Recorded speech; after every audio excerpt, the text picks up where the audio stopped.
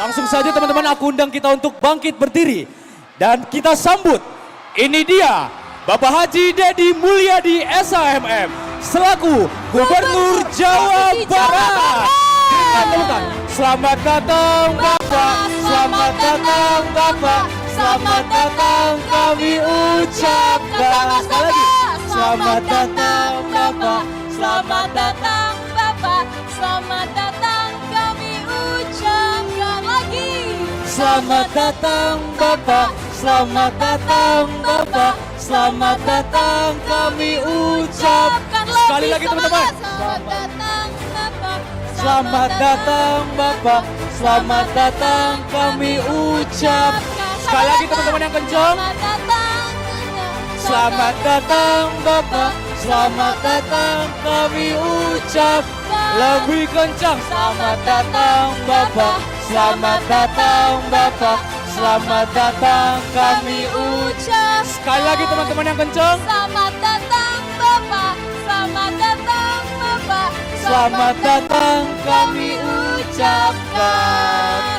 Selamat datang Bapak, selamat datang Bapak, selamat datang kami ucapkan. Sekali lagi selamat datang Bapak, selamat datang Bapak, selamat datang kami ucapkan. Sekali lagi selamat datang Bapak, selamat datang Bapak, Selamat datang kami ucapkan. Boleh Selamat teman-teman kita berikan datang tepuk kepada tangan Deddy untuk Mulyadi. Luar biasa. ini dia Kang Deddy Mulyadi selaku Gubernur Provinsi Jawa Barat. Kepadanya kami silakan.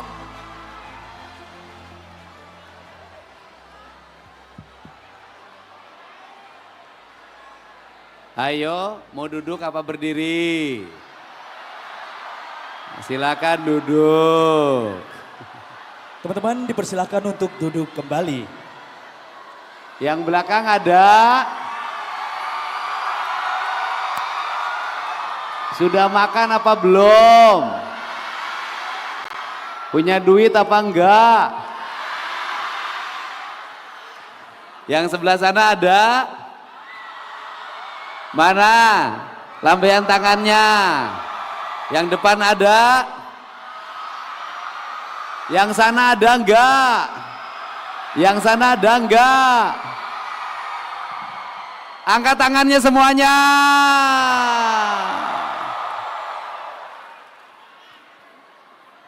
Assalamualaikum warahmatullahi wabarakatuh. Sampurasun. Sehat semuanya? Masih semangat? Mau jadi mahasiswa apa mau jadi sarjana? Mau jadi mahasiswa apa mau jadi sarjana? Mau jadi sarjana apa mau jadi pengusaha? Mau jadi pengusaha apa mau kaya? Mau kaya apa mau bermartabat? Bermartabat. Tepuk tangan semuanya. Saya ucapin terima kasih ya buat Bapak Rektor. Bapak apa Ibu sih rektornya?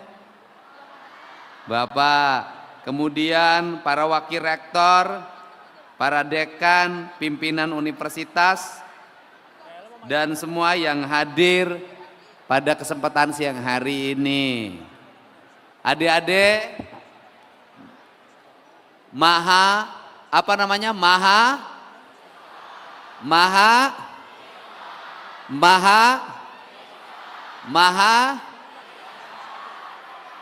Siapa yang mau ngomong apa itu mahasiswa? Sini. Sini. Sini. Oke, sini berdua.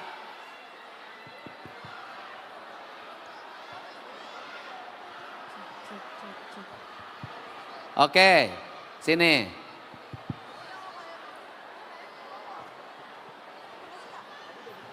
Aduh, sini sebelah sini. Oke, udah sepasang kita doain bisa sejodoh ya. Ini sejodoh enggak? Enggak. Ntar. Ini yang kanan dan yang kiri sejodoh enggak? Tapi sekelompok. Bukan saya jauh. Kamu sama dia sejodoh enggak? Enggak. Loh, kamu perempuan. Oh iya, saya perempuan. Kamu? Kalau perempuan dengan laki-laki itu namanya sejodoh. Sejodoh tapi belum tentu berjodoh. Oh iya benar, Pak. Siapa? Oke. Dah. Namanya siapa? Nama saya Muhammad Nur Baladi Kolbani, Pak. Waduh panjang banget. Muhammad Nur Baladi Kolbani. Waduh, kolbu. Oke. Apa itu mahasiswa? Mahasiswa adalah seseorang yang secara akademik dia setelah menyelesaikan pendidikan di tingkat sekolah menengah atas atau sederajat, Pak. Oke, mahasiswa adalah Seorang yang baru saja menyelesaikan pendidikan di tingkat sekolah menengah atas atau sederajat. jadi MA, kalau atau lulus SMK. SMA semuanya mahasiswa dong. Terus dia melanjutkan ke perguruan tinggi, Pak. Oke, mahasiswa itu adalah Seseorang yang terdaftar di di perguruan tinggi sebagai seorang mahasiswa. Maha itu apa? Maha yang paling tinggi, Pak, besar. Oh, gede. Agung, besar ya. Siswa pelajar. Siswa pelajar. Jadi mahasiswa itu pelajar yang sudah dewasa. Oke, itu benar nggak? Betul, Pak. Oke, mahasiswa itu adalah orang yang memiliki integritas, cita-cita dan nilai-nilai kebebasan berpikir dalam watak berpikir akademis sebagai pencipta dan pengabdi ya. Nama Siapa? asalnya dari mana? Asal saya dari Depok, Pak. Oh, Depok. Depoknya mana? Grogol Limau, kota Depok. Daerah banjir bukan? Enggak, alhamdulillah enggak. Depok masuknya provinsi mana? Jawa Barat, Pak. Oh, Jawa Barat. Jurusannya apa? Saya dari program studi ekonomi syariah, Pak. Ekonomi syariah. Oke. Orang tuanya namanya siapa? Orang tua saya, nama bapak saya Bapak Zaki Burhanuddin, bekerja sebagai guru swasta. Ibu saya Guru di mana? guru di Bimbel Nurul Fikri, Pak. Hebat, anaknya bisa kuliah. Kita kan tahu guru bimbel gajinya berapa. Tapi ibu saya PNS, Pak, PNS Depok. Wah, PNS-nya di mana? PNS di pemerintahan kota Depok. Oh, di Pemkot. Iya, Pak. Oke. Kuliahnya kampusnya kampus mana? Kampus Pondok Labu, Pak. Pondok Pondok Labu. Jakarta. Iya, Jakarta. Ongkosnya berapa? Ongkos kalau naik ojol paling 25.000, Pak. Jadi sebulan kamu dibekelin berapa? Sebulan kalau buat pegangan 1,5 juta paling, Pak. Sebulan gede dong. Itu Paling sejuta paling besar paling. maksimal. Ya maksimal. Itu berarti sehari jatuhnya 50.000 loh. Betul, Pak. Itu kalau nggak libur. Ya. Bisa dikurangin nggak? Bisa, Bisa Pak. nggak bekalnya sebulan 1 juta? Bisa, Pak, bisa banget. Benar. Bisa. Salaman dulu. Kamu ekonomi syariah. Siapa? Ekonomi syariah. Kalau bekalnya sebulan 1 juta, ekonomi syariah enggak? Ayo. Ekonomi syariah enggak? Enggak. Kalau ekonomi syariah adalah ekonomi yang didasarkan pada kemampuan maksimal orang tuamu. Sehingga orang tuamu tidak lebih pasak daripada tiang. Oke? Siap. 1 juta. Siap. Ngomong dulu sama mama. Umi kalau bisa aku per bulan. Jangan kau bisa. Oh ya, Umi maksimal aku pengeluaran pulang pergi, ongkos segala macam 1 juta karena aku nggak ngekos juga kan, Pak. Oke, itu bolak-balik. Iya. Nggak ngekos. Nggak ngekos. Salaman sini. Kamu setahun 1 juta disubsidi dari saya. Alhamdulillah.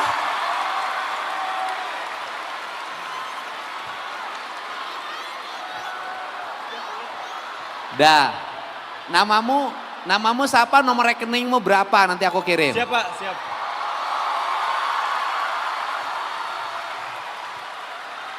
Nah, sana tuh ada timnya. Iya, aman. Oke.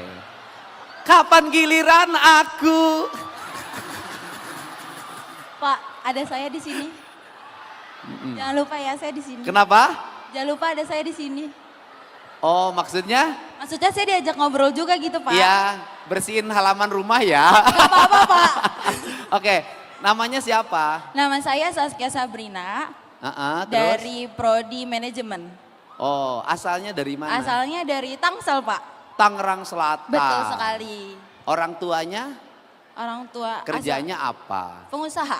Wah, hebat. Apa di Tapi bidang apa? di bidang kuliner. Jualan di mana? Jualan, ada kita punya toko, tapi ya belum begitu besar. Kita Oh, itu sambil kan dengar ada merintis. subsidi langsung toko saya kecil. Enggak beneran, karena saya juga Oke. Nah, kuliahnya di UPN-nya yang kampus mana? Pondok Labu Pak. Masih Pondok Labu. Iya. Berarti ongkos bolak-balik. Iya, saya PP. Naik apa? Naik motor. Bawa motor sendiri? Betul sekali. Ya irit dong, paling sebensin seliter sehari. Iya, kalau saya nggak ngacir kemana-mana Pak. Kalau saya jalan-jalan dulu, Oh. Bekal berapa? bekal saya tergantung sih Pak. Karena belum ada obrolan pastinya berapa. Paling kalau misalnya sebulan di angka 800 sampai 1 juta. Oke, jadi sama dengan dia dong. Sama mungkin. 750 deh. 7,5 Pak. Heeh. Kebetulan saya perempuan Pak, saya ada skincare, saya butuh baju.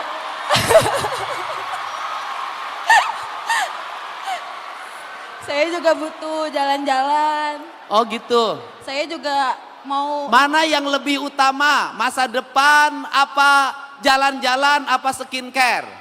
masa depan Pak. Tapi Pak, Apa yang dibutuhkan oleh seorang mahasiswa? Otak yang cerdas apa skincare yang mahal? mohon maaf Pak, selain otak yang cerdas, kita perlu berpenampilan yang bagus dan rapi.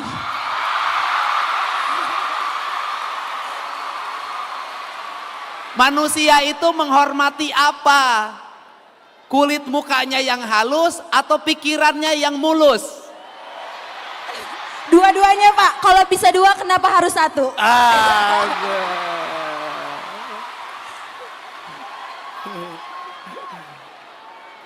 Apakah meraih masa depan apakah mana yang lebih penting? Menunda jalan-jalan, menunda healing, menunda traveling untuk menyelesaikan tugas kampus.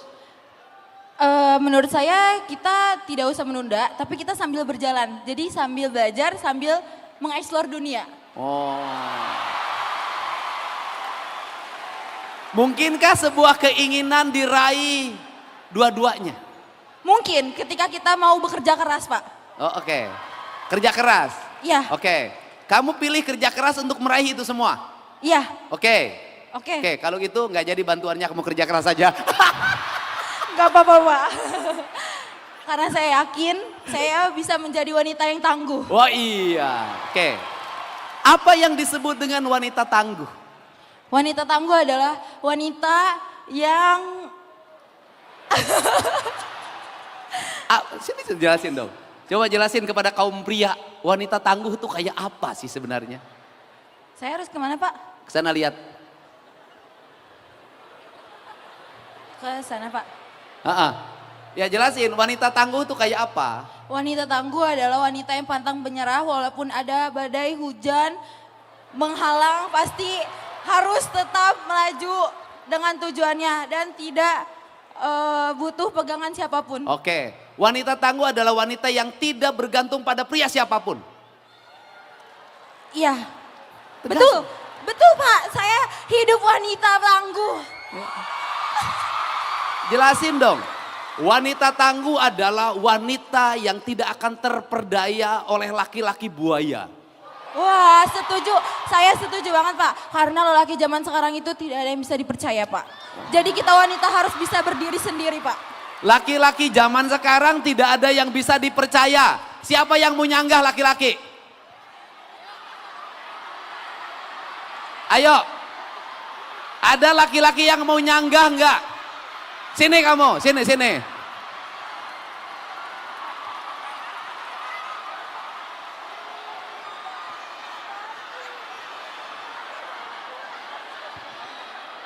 Tadi ada yang tuh, yang cowok.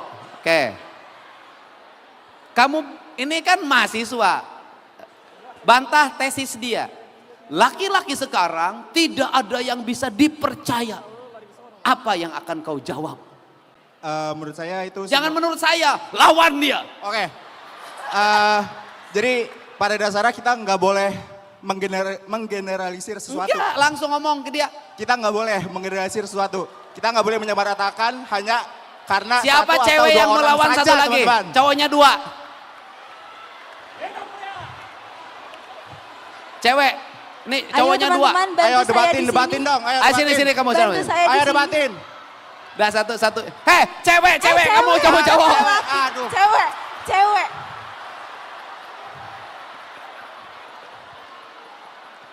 Kebetulan saya di sini wanita. Oke, 1 lawan 1.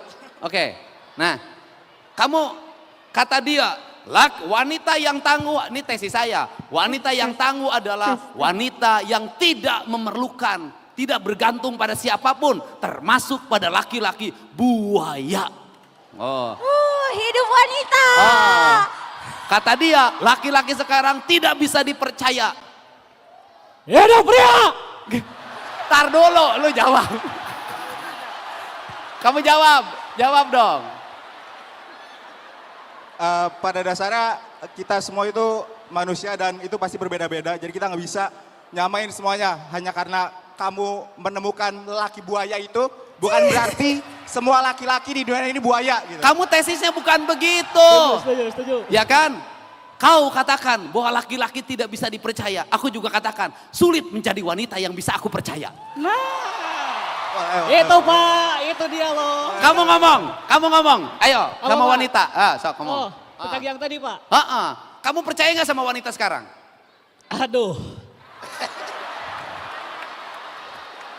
Aduh, wanita ya Pak? Kamu percaya nggak pada kesetiaan seorang wanita? Aduh. Kalau misalkan tadi ya, kata dia semua pria itu sama aja. Semua pria itu buaya. Kalian yang pria mau disebut begitu. Aduh. Jangan mau direndahkan martabat kita Ntar sebagai dulu, pria. demokrasi. Oh iya. Kamu ngomongnya agak jelas. Oh iya, sorry. Aku nggak mudeng gitu. Maaf, Pak. Tenang. Sebentar. Kamu itu, sebentar dulu aku nanya sama kamu. Kamu itu wanita laki-laki yang suka menyakiti atau laki-laki yang disakiti? Kalau lihat dari wajahnya kamu laki-laki suka nyakitin. Ralat, saya tidak pernah berpacaran Pak ya. Oh, tidak percaya. Saya tidak pernah berpacaran. Saya tidak pernah yang namanya ya berhubungan dengan seorang wanita. Tapi saya punya banyak teman yang mana teman saya ya sering curhat gitu ya Pak. Tentang mengutarakan bahwasanya berhubungan itu sangat rumit. Bahwasanya Teman kamu laki-laki? ya, Teman kamu laki-laki? ya yang sering Suka curhat? Ya. Tentang wanita? Iya. Wah, laki-laki lemah. Hidup. Gini Pak, laki-laki Laki-laki emang kuat harus itu. kuat. Laki-laki tuh nggak boleh curhat gara-gara wanita. Gini Pak, laki-laki juga manusia Laki-laki Pak. itu harus bangkit karena ditinggalkan wanita. Tapi laki-laki juga manusia Pak. Oke. Kamu sering dicurhatin sama teman kamu. Ya, Dia itu sering curhat kecewa terhadap pacarnya. ya. Terus? Lebih sering dipermainkan perasaannya Pak. Oh, jadi Ya. laki-laki sering dipermainkan perasaannya. Berarti laki-lakinya bukan pemain. Ya. Oke. Tapi ralat ya, mungkin itu cuma terjadi ke teman saya aja ya Pak. Untuk masalah yang laki-laki dipermainkan. Tapi mungkin saya juga percaya banyak wanita-wanita di luar sana yang dipermainkan sama laki-laki. Tapi tidak semua laki-laki seperti itu Pak. Tidak semua perempuan juga seperti itu. Jadi itu tergantung kepada pribadinya masing-masing. Kamu laki-laki setia apa laki-laki tidak setia? Insya Allah kalau saya dapat satu wanita ya Pak, saya bakal seriusin sampai nikah Pak. Oh. Aku begitu mencintai, maka aku akan menikahi. Itu. Iya Pak, seperti itu. Kalau aku sebagai politisi, janji pada rakyat pasti aku tepati. Ya. Tapi janji pada wanita belum tentu aku tepati. Oke, enggak. Kamu ngomong. Kamu bener nggak laki-laki nggak bisa dipercaya sekarang? Tidak. Menurut saya, perlahan laki-laki mungkin awalnya akan romantis, tapi perlahan laki-laki akan berubah. Laki-laki akan berubah pada waktunya. Jadi laki-laki itu awalnya romantis. Ya, kemudian perlahan. Seiring dengan waktu, maka seluruhnya akan berubah. Iya, banyak kasus-kasus selebgram atau tiktoker seperti Afifah Riyad yang awalnya itu laki-lakinya suami sangat romantis, namun ujungnya dia mendapatkan KDRT. Ria Ricis juga awalnya Tyukurian itu dia sangat romantis, namun ternyata punya isu lain di belakang kamera. Oke, tapi juga perempuan juga banyak awalnya romantis, ujungnya pergi. Tapi ada satu tesis tentang laki-laki dan perempuan. Laki-laki dengan 1000 cara mendapatkan seorang wanita untuk satu tujuan. Iya Pak. Perempuan mendapatkan laki-laki dengan satu cara untuk 1000 tujuan. Iya. Mantap Pak. Paham. Kamu jawab sama dia dong. Apa Pak? Kamu sama dia Gimana Pak? ngomong. Ngomong apa? Laki-laki itu awalnya romantis, tapi lama-lama dia berkhianat Waduh. sama dia. Oh ngomong kayak tadi Pak. Bukan, menurut kamu gimana? Oh yang awalnya romantis. Ha-ha. Tapi jadi berkhianat. Ha-ha. Itu mah emang udah punya cadangan aja sih Pak ya. Kalau misalkan laki-laki yang benar-benar menyukai kalian, para wanita, dia pasti mengutamakan kepentingan pribadi kalian. Seperti meluangkan waktunya atau menjadi pribadi yang lebih baik untuk si wanitanya.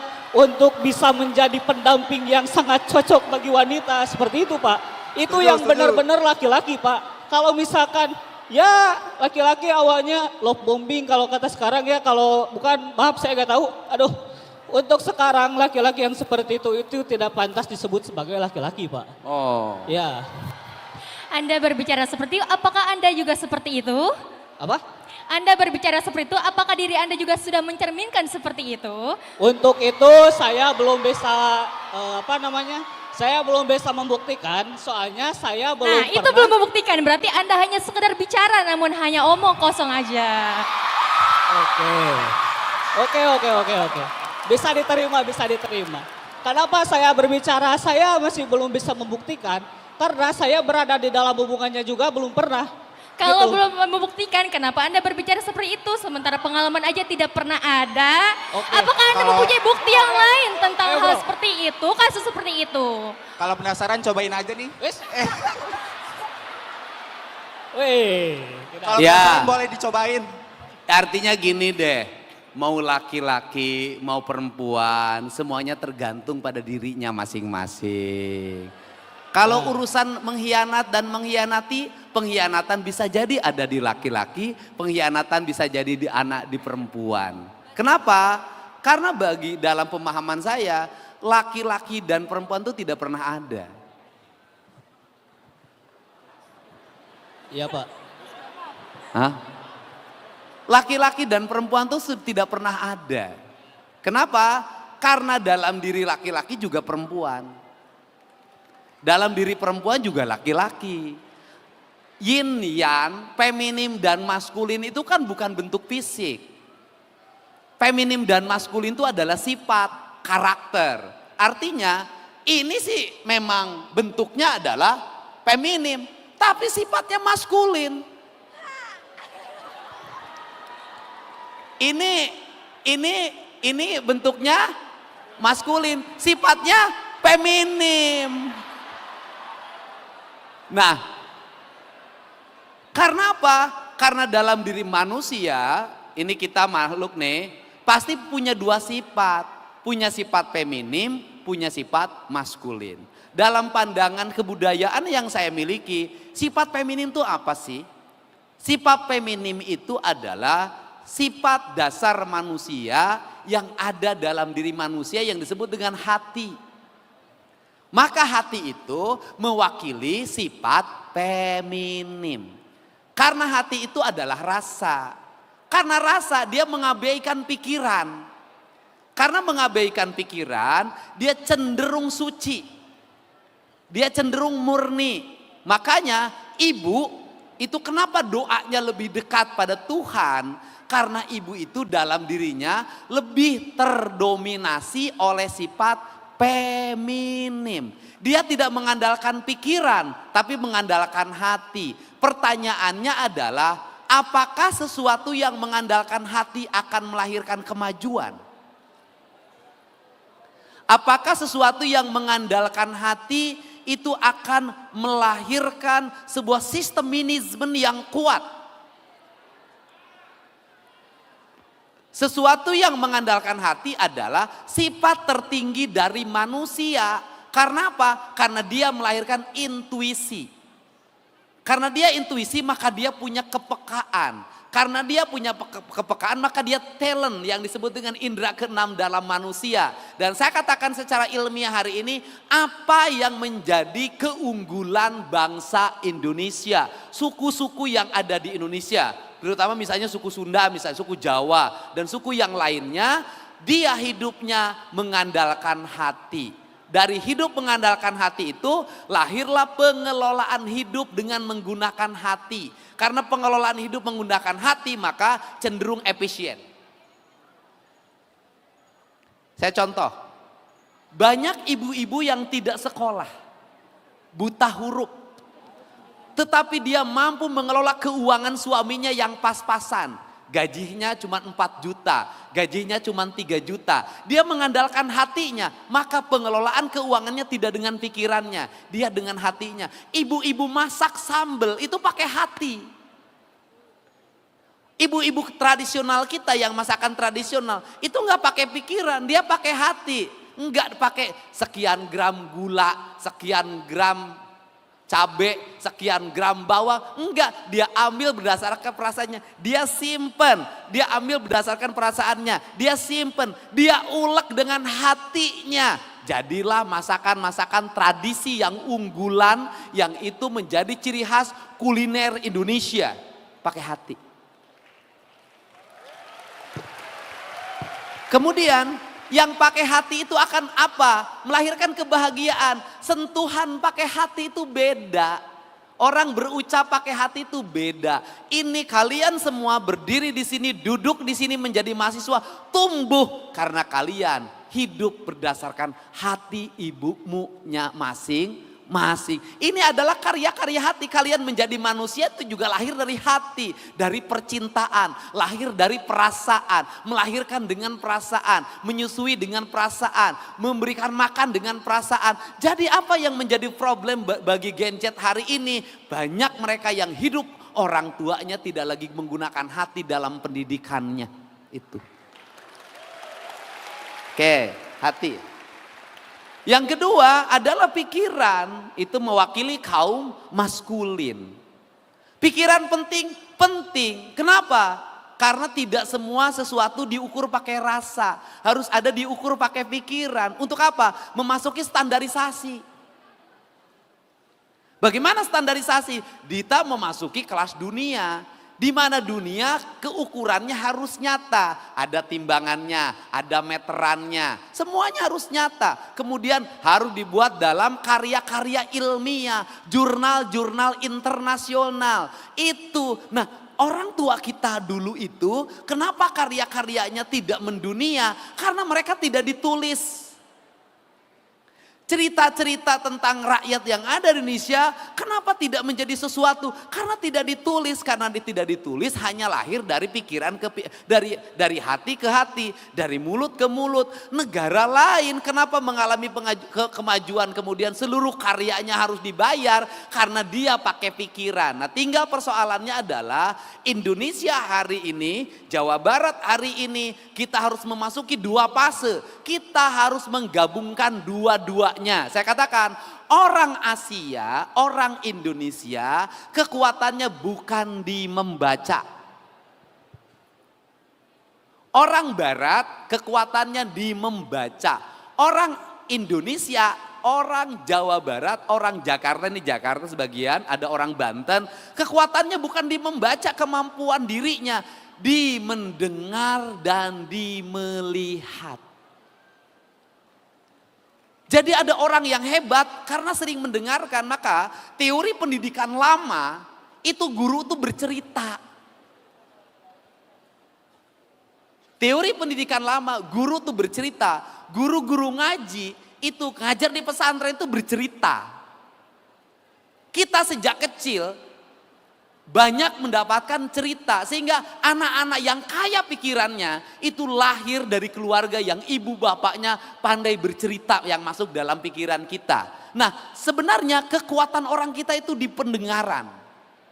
Di banyak mendengar. Makanya kita ini perlu menjadi orang yang banyak mendengar. Yang kedua, melihat apa yang dilihat. Nah, kemudian setelah didengar dan dilihat, kemudian apa yang dirasakan. Sehingga otodidak yang lahir menjadi karya kreatif hari ini, itu lahir dari kebiasaan mendengar dan melihat. Dan itu keunggulannya. Sehingga di kita ini banyak ahli elektronik yang tidak sekolah. Dia hanya kebiasaan mendengar dan melihat apa yang dilihat dalam lingkungannya.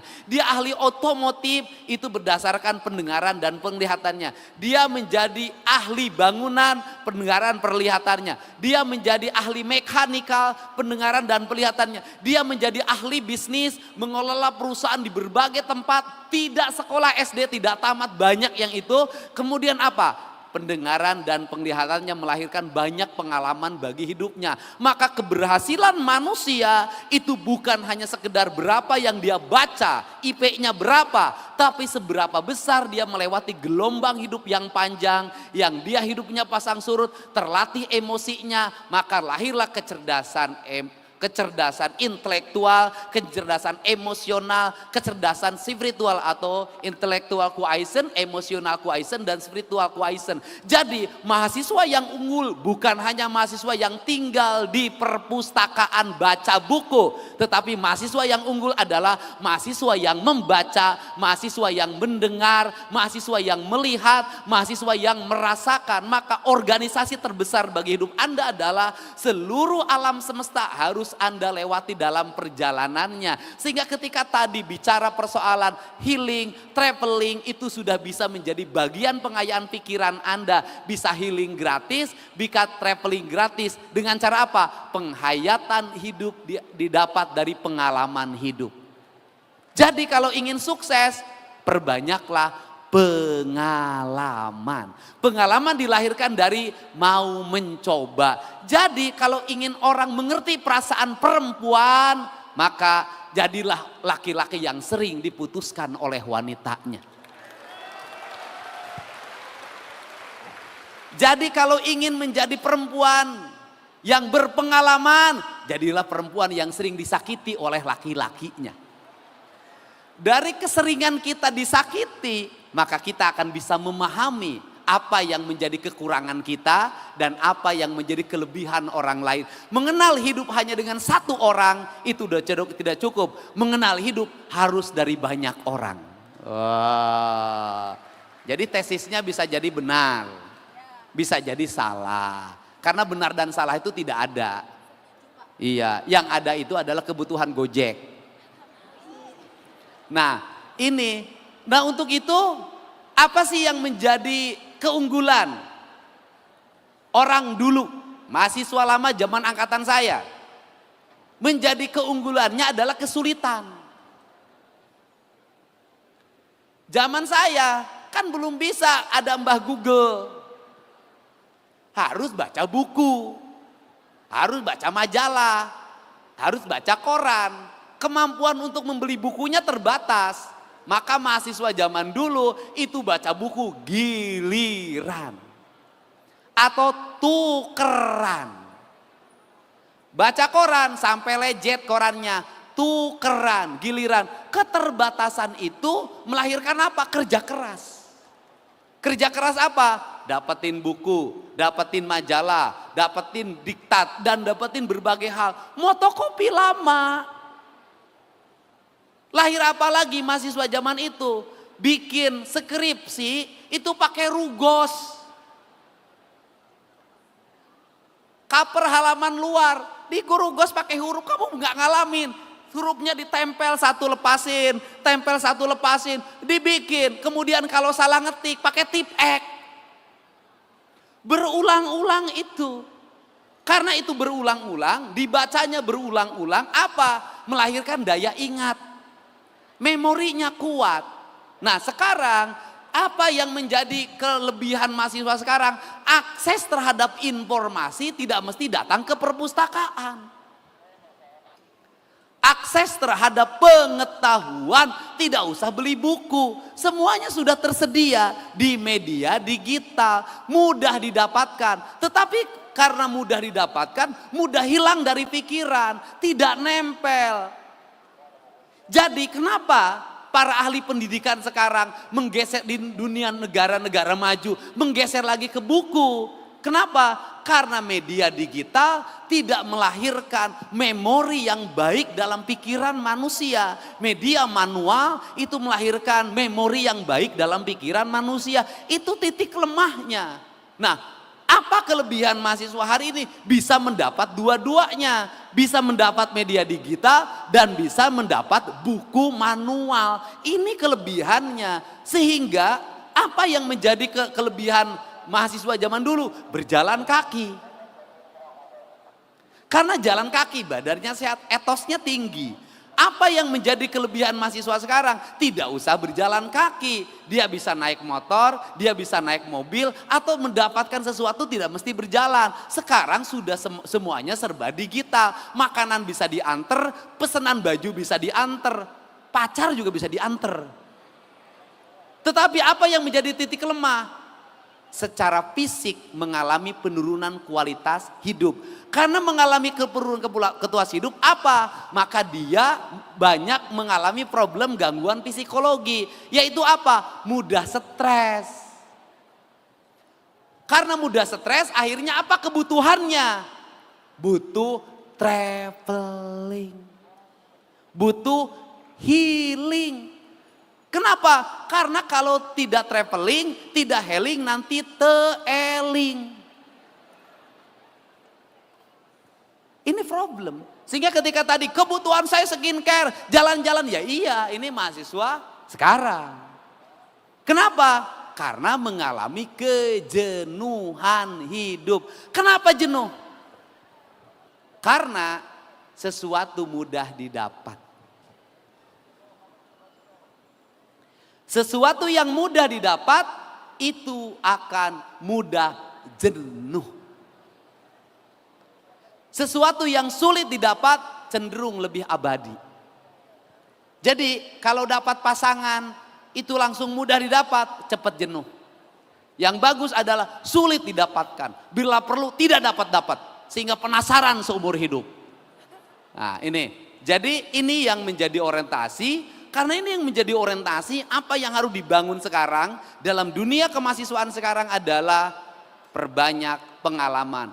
Berbahagialah bagi mereka yang kuliahnya sambil nyari pekerjaan.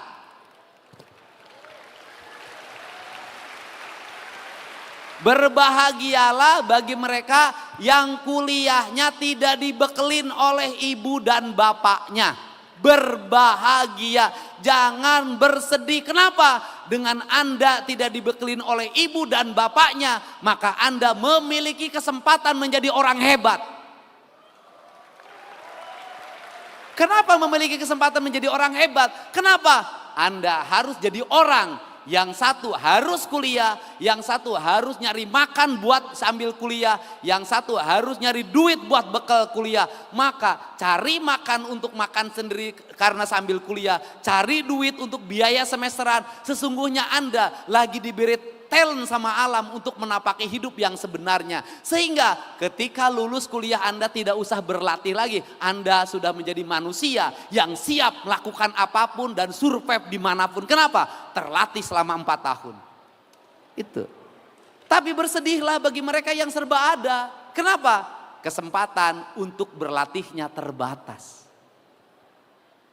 Kesempatan untuk survive-nya terbatas. Kenapa? Serba mudah didapatkan. Serba mudah diraih. Ini. Untuk itu kenapa orang-orang yang mengalami penderitaan itu cenderung lebih sukses? Kenapa? Karena dia survive.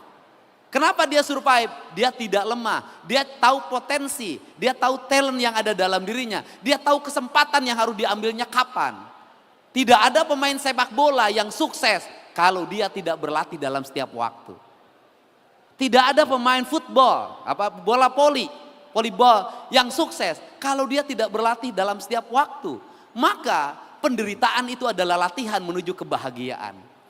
Disakiti itu adalah latihan untuk menemukan cinta yang abadi. Dan hidup tidak akan bisa diraih tanpa latihan. Bapaknya orang mana tadi?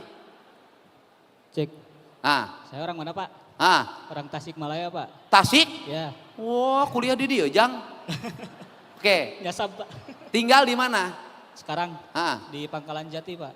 Pondok Ngos? Labu. Kos? Ya. Berapa kos sebulan? 800-an Pak. 800. Bapakmu kerja apa? Karyawan Pak. Di? UPN. UPN. UPN Pak. UPN? Ya di sini. Di sini? Ya. Oh, jadi setinggal dong sama bapak kamu? Ya. Oh, serumah? Ya sekontrakan Pak. Oh, sekontrakan? Ya. Ibunya di sana di Tasik? Sama ibu juga sekeluarga Pak di kontrakan. Oh, masih ngontrak? Ya. Oh, di kontrakan sekeluarga? Ya. Belum punya rumah? Rumahnya di kampung Pak. Ya udah, saya juga di kampung rumahnya. Ya di sini mah nggak ada. Udah, itu setahun kosan kamu saya bayarin. Udah, diam di sini. Oke, apa? Namanya siapa? Nama saya Muhammad Afandi, Pak. Ya? Muhammad Afandi. Mana asal? Saya lahirnya di Jakarta. Lahir tinggal di mana? Tinggal di Jakarta Timur, Pak. Jakarta Timur. Orang tuanya kerja apa? Ibu kebetulan pegawai negeri sipil dan bapak lagi petani di Jawa, Pak. Hah? Petani di Jawa, Pak. Bapak petani? Iya, betul, Pak. Tinggalnya di Jawa, Bapak? Iya, betul, Pak. Nih orang Jawa itu. Bapaknya bertani di Jawa, ibunya ASN di Jakarta. Bapaknya tetap bertani di Jawa kan? Iya, betul, Pak. Hebatnya itu.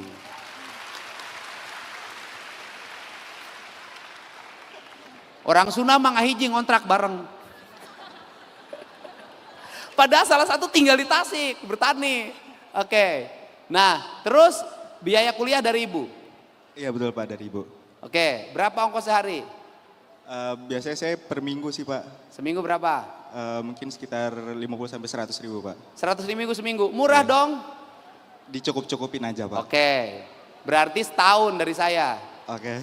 500 ribu sebulan. Alhamdulillah, terima kasih. Nggak usah minta sama ibunya. Siap. Ya, kayak nanti tuh ada, nah. Nih mahasiswa pinter.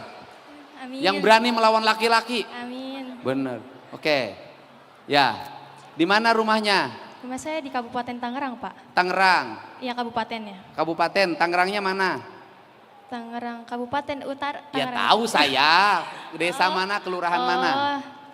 Kecamatan Sukadiri, Kabupaten Tangerang, kampungnya Rawakidang. Hebat, kamu orang desa kan sama dengan Iya. saya, orang desa hebat. Wanian, kamu udah pernah pacaran gak sih? Pernah. Pernah disakitin? Pernah banget. Oh pantes. Kamu adalah kamu. Lihat muka dia kayak lihat yang pernah menyakitinya. Laki-laki itu memang selalu nyakitin. Awalnya ada maunya, penuh romantisme. Setelah engkau tahu bau tubuhku, kau pergi tanpa arah. Bau tubuh maksudnya lagi keringetan olahraga. Berapa kali pacaran? Berapa? Pas SMA sekali doang. Hah? Sekali? SMA sekali. Tapi nyakitin? Iya. Sekarang gak ada minat lagi pacaran? Ada sih. Ada. Cuma nyari yang lebih baik gitu. Katanya udah gak percaya laki-laki. Kan buat masa depan, Pak. Kan Jadi butuh juga laki-laki. enggak, kan nikah itu sunnah Pak dalam Islam. Enggak, aku nanya. Jadi butuh juga laki-laki. Sekarang gak butuh. Sebenarnya saya bisa independen sendiri. Saya apa-apa sendiri. Saya Enggak, aku bahkan- nanya aja. Kamu membutuhkan seorang laki-laki enggak sih? Butuh. Ya udah, butuh gitu. Aku nanya sama kamu membutuhkan seorang laki-laki enggak? Butuh, Pak. Butuh? Aku tidak membutuhkan seorang wanita sedikit pun. Harus tegas dong. Kecuali Nihiang. Kamu butuh laki-laki? Nanti butuhnya, Pak. Ya bukan nanti. Pada saatnya kamu butuh. Butuh, Pak. Mungkin gak kamu hidup tangguh tanpa laki-laki? Mungkin aja sih, Pak. Ya udah, kamu jomblo selamanya. Jangan gitu, Pak. Oke, terus ongkos berapa? Saya 800 sebulan di kos. Sebulan? Kos, ya. Murah ya? Bolak-balik? Di kosan Setahun? saya, Hah? Saya ngekos. Ah, ngekos sebulan berapa ngekosnya? Kos sebulan saya berdua. Kan kebetulan tuh berdua 900, jadi bagi dua 450. Ya udah dari saya 500. Terima kasih Pak. Ke sana. Udah ke sana tuh. Tuh dicatetin nanti ditransferin uangnya. Ayo. Beres. Ingat ya, itu yang 500 dari laki-laki itu. Kamu belum? Kamu belum? Belum apa Pak? Belum Ongkos makan. berapa ongkos? Ongkos. Ah, Ongkos saya berapa ya Pak? Soalnya saya nggak tahu sih. udah 1 juta dari saya sebulan. Sana. Alhamdulillah. Makasih Bapak, sarangnya.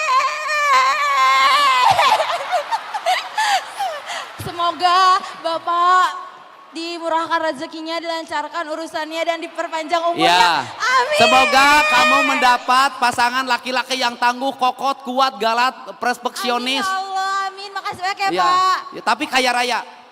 Kenapa Pak? Aku doain kamu dapat pasangan yang gagah, kokoh, kuat, galak, perfeksionis tapi kaya raya. Amin ya Allah, semoga ya Pak. Doa Ah. Bapak dijawab sama Gak Allah. apa-apa kan, perfeksionis juga kalau kaya raya. Gak apa-apa Pak. Galak juga gak apa-apa kalau kaya raya.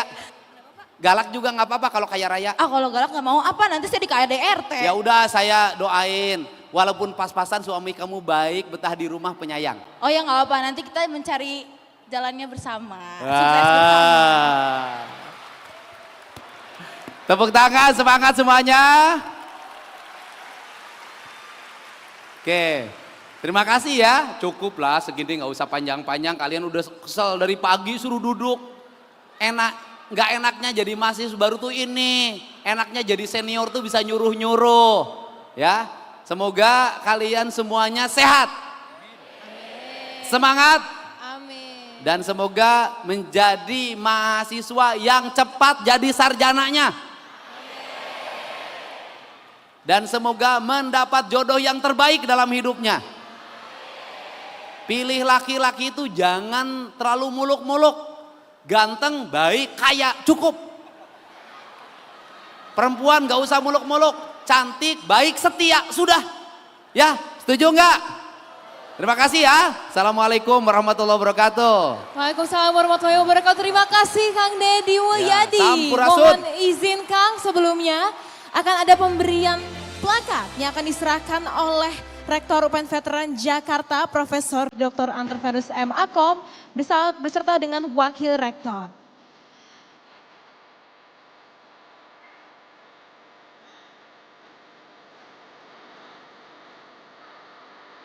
Wow, Luar ramai sekali ya, biasa ramai ya. sekali ya Kapeda.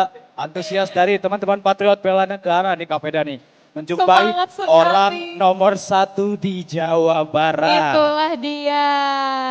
Ayo boleh teman-teman kita untuk kondusif dulu yuk.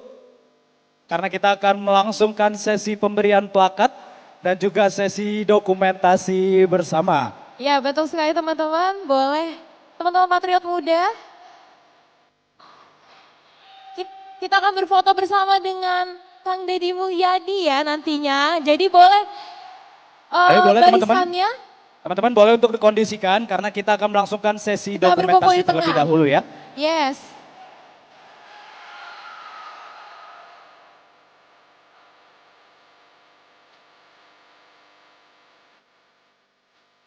Oke baik, penyerahan plakat dari Rektor Universitas Pembangunan Nasional Veteran Jakarta, Bapak Profesor Dr. Antervenus M. Akom, kepada Kang Deddy selaku Gubernur Provinsi Jawa Barat.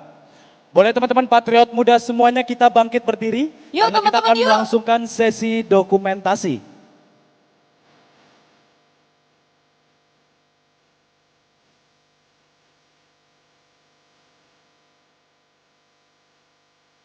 Baik untuk pose yang pertama, pose bela negara ya. Tangan dikepalkan dan diletakkan di dada sebelah kiri. Aku bantu untuk hitung. 3, 2, 1. Sekali lagi 3, 2, 1. Boleh pose bebas? Sebebasnya?